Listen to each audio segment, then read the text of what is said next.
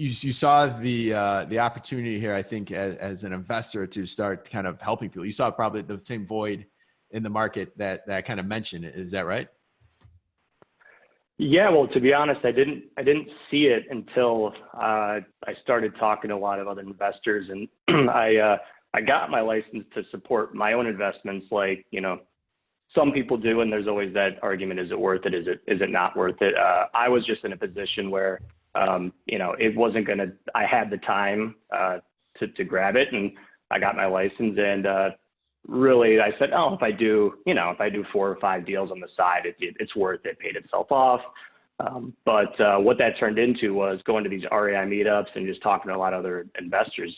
I saw just an immediate need for people like, well, how do you underwrite that 2 to 4 unit? Like, do you have any other, really just people just looking for any other type of advice, the stuff that I thought would be easily found, whether it be investor friendly lender, inspector, some GCs you've worked with in the past. So I started off by just giving away my time and information for free, and I still do.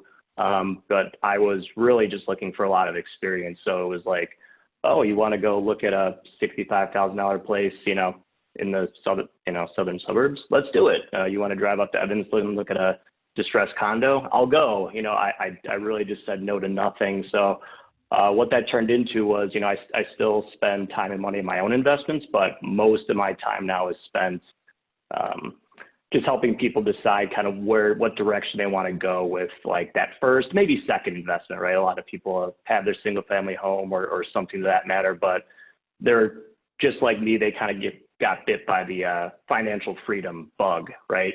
How can I build up some type of passive income? And that's really what I try to help people execute.